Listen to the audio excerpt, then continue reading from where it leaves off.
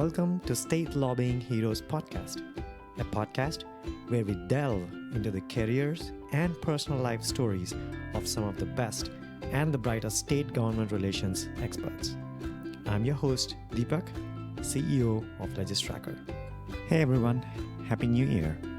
Hope you and your family are all safe. This new year, we are kicking the podcast off with a special interview with three distinguished guests: Heather Smith, Wanda Crotwell, Earl Hunter from Southern Group, Columbia.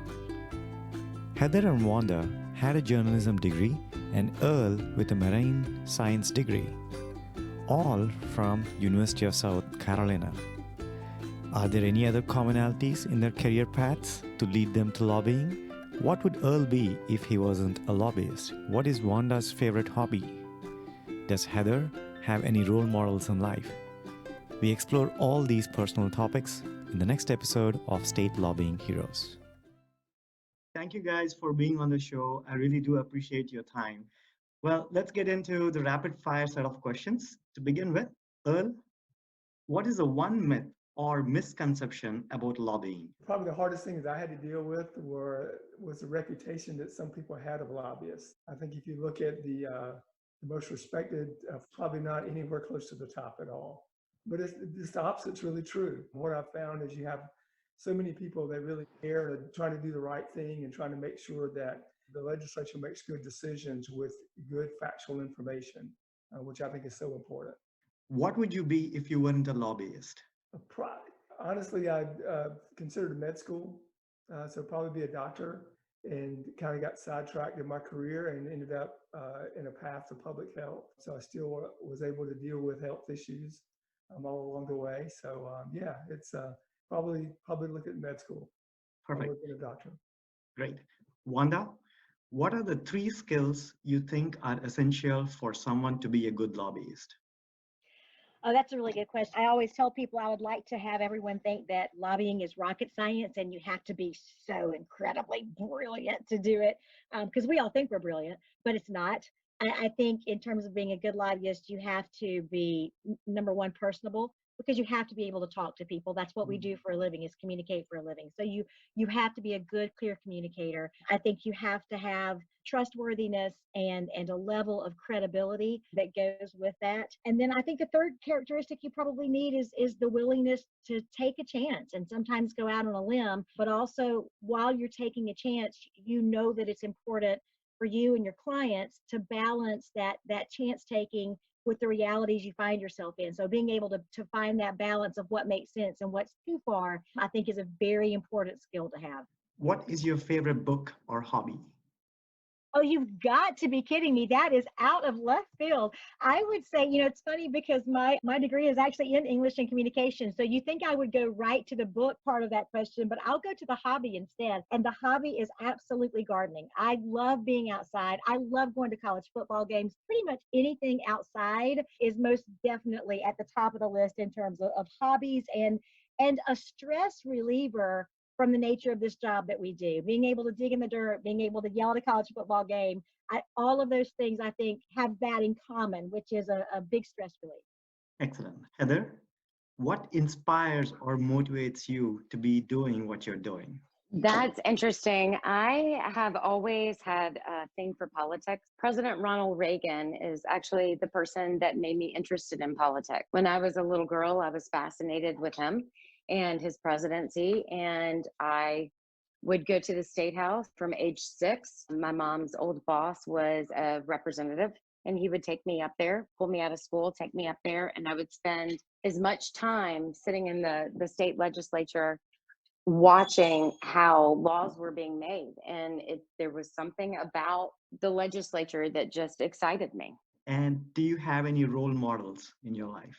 I have many role models in my life, and they're not all necessarily from the legislature or from the political realm. I would say my mother is one of my largest role models. She taught me that you need to be self-reliant, you need to work hard, you need to be honest, you need to be humble, and you need to be yourself. And finding that balance of yourself, your honesty, you're always being humble, doing the right thing. It's been a challenge and something that I truly am happy that my mom instilled all of that in me. Excellent. With that, let's jump into your past. Earl, can you talk a little bit about your childhood? Did you grow up in South Carolina? Were you interested in politics at all? Yes, sir. Honestly, I got exposed to politics as a young kid. I grew up in a very small town in South Carolina, up in Lancaster County, less than 1,000 people. My grandfather, who was World War II veteran and a tank commander in World War II, actually became the county road commissioner in Lancaster County. And he would drive these big bulldozers and stuff like that, and he would let me ride with him and stuff. But one of his good friends was a House of Representatives member named Tom Mangum, who ultimately was the chairman of House Ways and Means Committee. So that was the first interest I had in politics was probably when I was in elementary school, and then from there it just kind of blossomed. I always had interest in politics, but never thought about getting into it or ever being a lobbyist. And throughout my career, just had a couple of opportunities that moved me in that direction. Interesting. Wanda, what about your childhood? Anything specifically related to politics or nothing at all? It was, I think, just a very normal childhood in small town South Carolina, very much like what Earl has explained, which is you paid attention. And to Heather's point, I think you're talking to folks here who grew up watching 3 news channels, and that was all. And the news was every night at 7 o'clock, and it wasn't all day long. And so I think at that point in time, it was a point for a family to sit down and watch news together, and that included the kids at the time. And so I think you started to get a feel for it. And if you're 7 years old and you're watching Iranian hostages and you're wondering if the president is handling that correctly and how that's working out, then it starts to really stick in your mind as a 7-year-old. And I think that's what happened to me. And living through more presidential terms than I care to admit, very interested very early on, and then became involved in student government as I went through school and stayed involved with those sorts of approaches all through college. And just it was immediate. By the time I was a freshman in high school, I knew that I wanted to be in the political arena in some way, shape, or form. Interesting. Heather, what about yourself? I am similar to Wanda and Earl. I grew up in Columbia, South Carolina, and my mom and dad and I would watch TV after dinner together, and they would explain what was going on. And I was a very inquisitive child, and it's just politics. There was something about it, and having the opportunity to sit down with your mom and dad and watch it on TV, just referring to what Wanda said, and ask questions. And I love the fact that my parents, regardless of their political beliefs, always said, this is how we feel, but you need to have the right to express your own thoughts, your own opinions, and come up with your own conclusions. That's basically how I grew up. Normal small town, and spent a lot of time with my parents who would educate me on what was going on in the world. Let's jump into the college years now. The common thread among all of you that I noticed is that you all went to University of South Carolina at one point. So, Earl, you chose marine science. Why did you choose that course? And there was a brief hiatus as well, which I noticed before you got into business administration management. So can you just talk us through those college years? Yes, absolutely. Yeah, when I came out of high school, I mean, I always was very good in science and math. And I struggled with what I wanted to do my undergraduate degree in. Thought about going on to medical school was one of the things I thought about. I also thought about chemical engineering. And I just looked at that and just wanted to make sure I had a good science background. I loved marine science. I loved marine biology in particular. And I loved watching Jacques Cousteau and all of his family exploring the world. We spent a lot of time on the lake, Lake Wateree in South Carolina, and fishing and doing all kinds of things. But it always fascinated me how the biological world worked.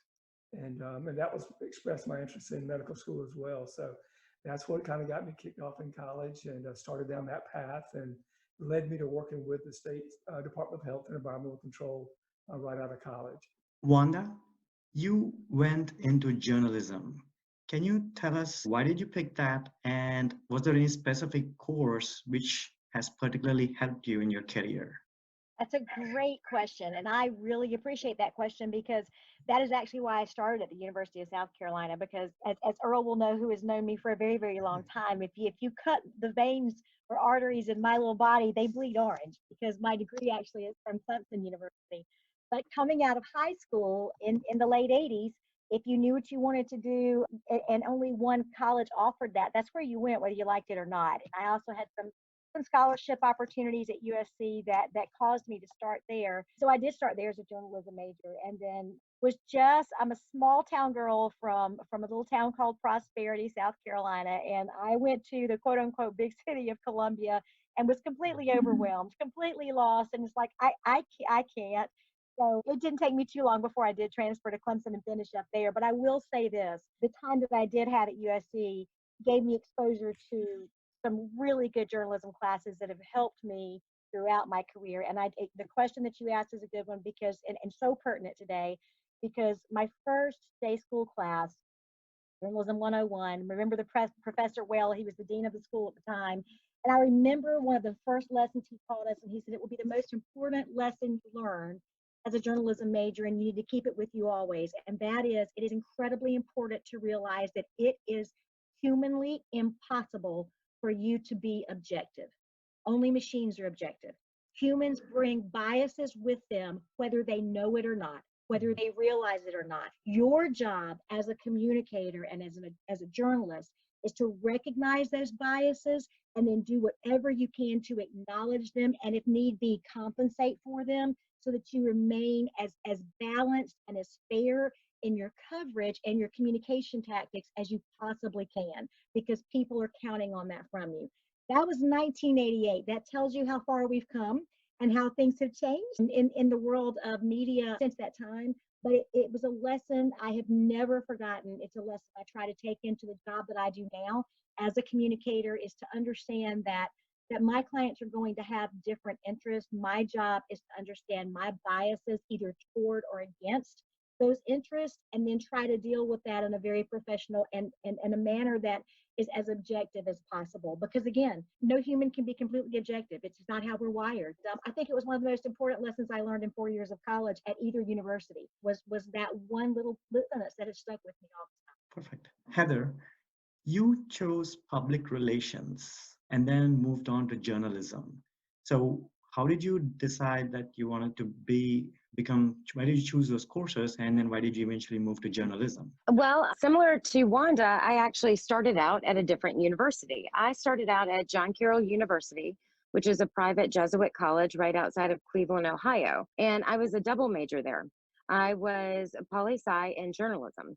And so when I relocated back to South Carolina to finish up my degree, I basically had a choice that I had to make. Did I want to do a couple of more years to finish up that double major, or did I want to go ahead and just have basically 2 semesters left? So I did the 2 semesters left and put one down as my minor. So that is why I did that switch over. But I will tell you, both universities were great experiences for me. John Carroll University, why I chose that, their politics and mass communications degrees were just phenomenal. That is a college that Tim Russert graduated from, and he was someone that I looked up to and aspired to potentially be one day. But I knew that I wanted to be back home and be close to mom and dad and work in the political realm here before I ever decided to, when I retire from politics, to move on to broadcast journalism. So that's why I chose to come back to USC. Excellent. Earl, let's jump now into a bit of the beginning of your career. So after you graduated, how did you end up in the first career position you chose? And at what point did you switch to government relations? Well, very good question. When I was in college, I was coming out of college right at the beginning of 1980, end of 79. We were in a terrible recession. A real good friend of mine that I'd known for a long time, lived next door to my aunt, was an engineer and worked for the Department of Health and Environmental Control. And we were at a Christmas party together. And he asked me what I was going to do when I graduate. And I told him that I wasn't sure, that I was looking at a couple of labs and a couple of other opportunities and wanted to consider medical school. But with the recession, I was going to have to choose a different route for right now. And he told me about DHAC and about some potential opportunities there with my background. And so he put me in connection with a couple of friends of his and applied for a job, but unfortunately there was a hiring freeze for about 8 months. But ultimately I ended up getting hired on in the fall of 1980 with DHAC and started my career on the coast of South Carolina in Myrtle Beach, Georgetown area, doing water quality work, some biological work, which was meeting up with my degree. So that really kind of got me started into DHAC. I stayed there for about 4 years and had an opportunity. I was working on my master's, decided to go back and get a master's in business administration through the Environmental Protection Agency. I actually had a couple of scholarship opportunities, but you had to choose either public administration or business administration. I chose business administration and was able to do that, and ended up getting a promotion, moving back to Columbia, and worked my way up the ladder there, working on the environmental side of the agency, and had to do a lot of presentations at the legislature on new regulations and things like that. And then when the legislator would have an issue, a lot of times they would turn to me to try to help on those issues. And then ultimately, the government relations person at DHAC was named commissioner of the agency and needed to hire somebody to take his position. And he had worked with me on a couple of key issues, working with the public and working with the legislature. And I actually had some good recommendations from some members of the legislature about this guy, a straight shooter. You need him over here at the legislature. So he hired me, and that's how I got started in government relations. Was just through my career on the environmental side and working on a lot of community issues, working with legislators on those community issues, meeting a lot of them. And then the government relations person at DHAC was named the head of the agency. He hired me to be his replacement.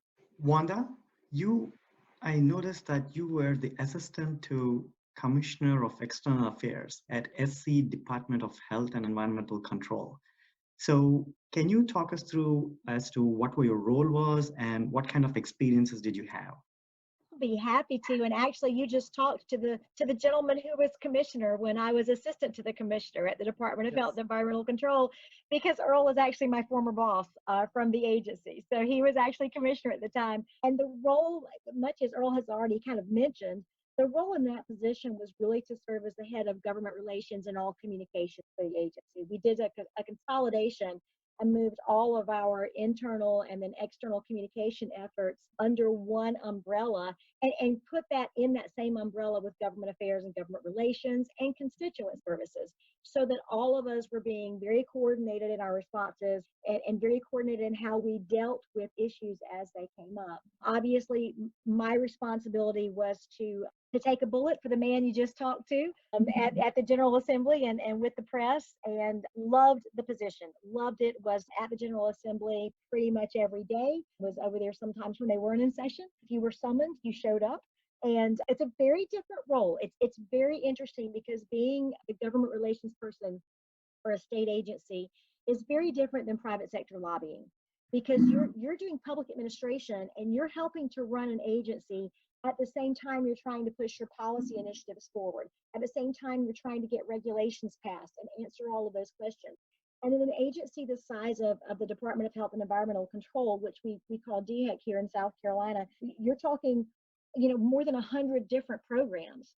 And so to be able to explain all of that to a legislator who's determining whether your regulations are going to pass, whether a statutory change is going to go into effect, and whether you're going to get your budget request, requires a great deal of knowledge of the agency and the programs that you have, and then the ability to take very complicated, especially in this agency, very complicated topics, and to use an old phrase from my neck of the woods, boil it down to low gravy. So you get it boiled down to a way that you can communicate it so that people who don't work in bioscience, who don't work in engineering, who don't work in nursing can understand what your needs are and what you're trying to accomplish. And so that was always a challenge for me. I loved it because taking something very complex and trying to make it in simple and yet factual was part of the job that I loved the most. Heather, at what point in your career did you decide that you were going to be in government relations?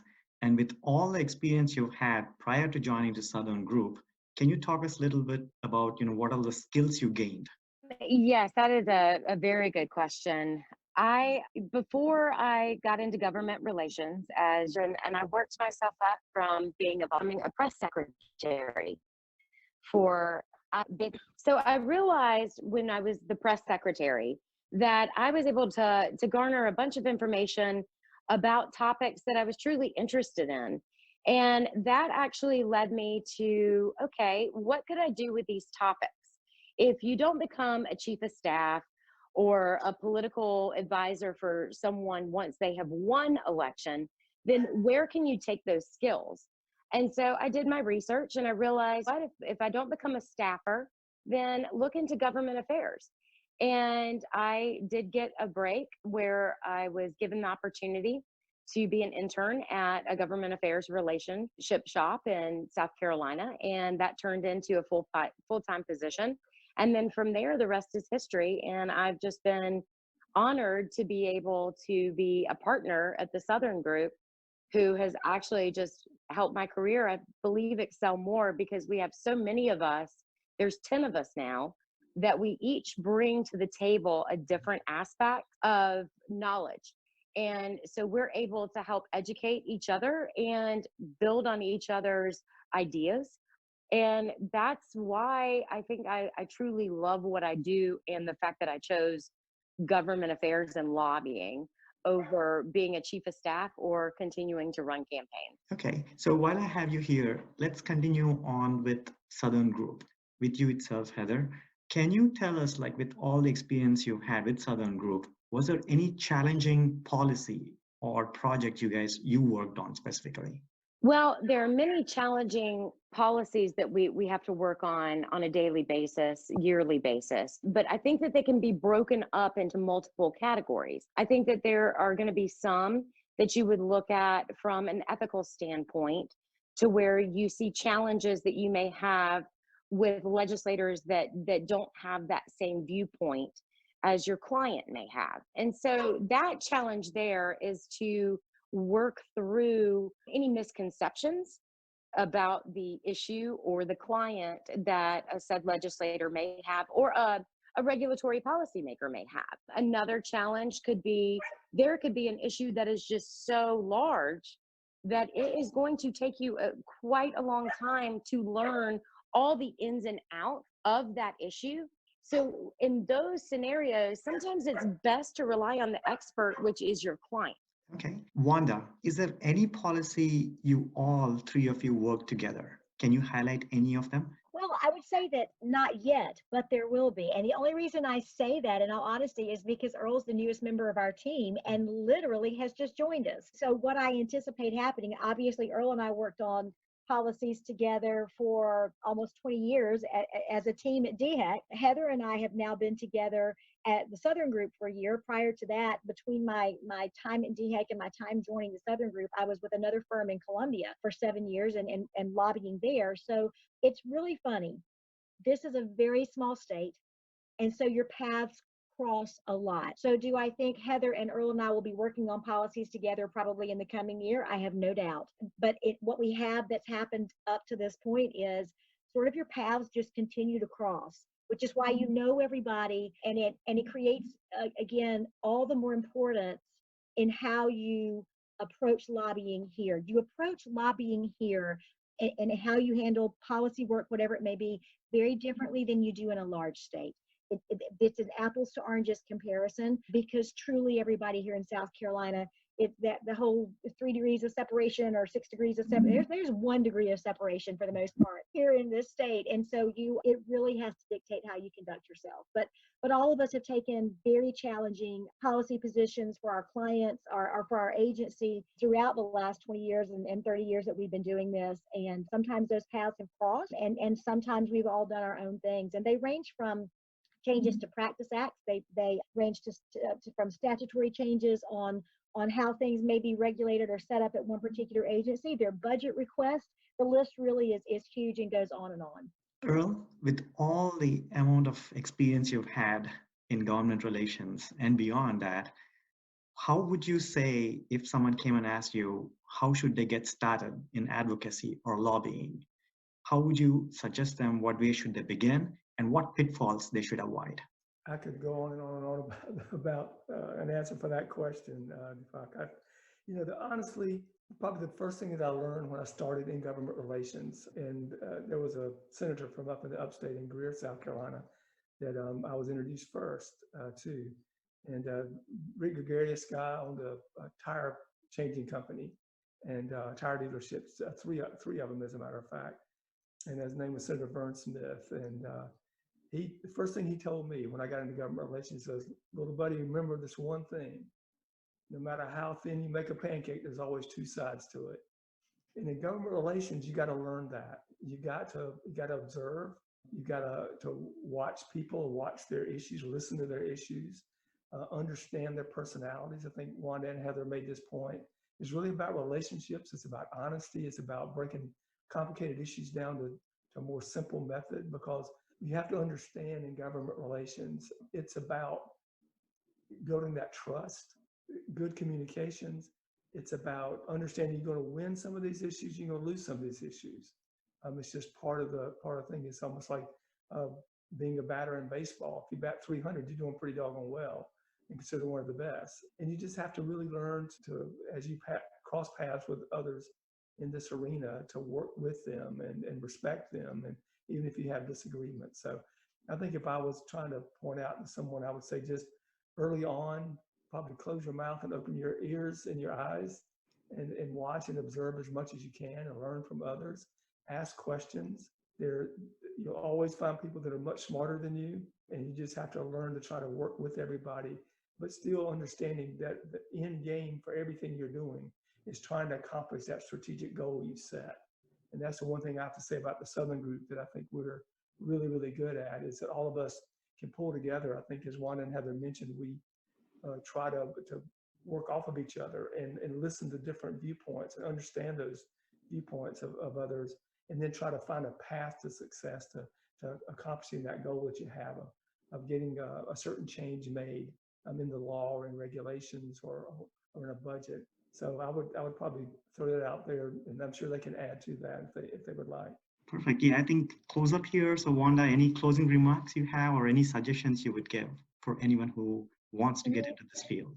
No, it's really funny because, as Earl mentioned before, lobbyists have a reputation that goes along with the profession. And I think I have a quote somewhere from President Reagan that said they say that lobbying is the second oldest profession. I have come to learn that it bears an uncanny resemblance to the first oldest profession. And so I think what you have to understand is if you decide to go into this line of work, there are going to be people who always have preconceived notions about what it is that we do and how we conduct ourselves. I think it's important that because of that, the people who are in this profession hold themselves to a higher level, a higher standard, because we do have that reputation to deal with. That's not always a glowing reputation. And I think the other key is, as you decide to get into this profession, look at communication skills, look at a good knowledge of political science and understanding the process, and again, how to build relationships and how to read the leaves on timing and what will work and what won't. Past that, do your best to have good clients and have folks that you believe in who are doing things that you honestly can get behind, because that sort of personal investment makes you very legitimate in this line of work. And you're no longer just a quote unquote hired gun. Suddenly you're somebody that's very trusted. And I think that's incredibly important. Thank you so much, Wanda. Heather, your closing remarks? One thing that I cannot stress enough is always, can you hear me now, is honesty. Always be honest to yourself, your clients, and the legislators, because all you have is your name and your word. And once your name and word are gone from this business, your reputation is gone as well. And it will be really hard to gain the trust back from your legislators and your clients if you're not wholly honest with them. Perfect. With that, thank you so much, guys, for taking the time to speak with me here today. I really do appreciate the amount of effort you put in to be here with me. Thank you again for being here. Thank you for having us. Thanks for having us. Enjoyed it. Thank you so much.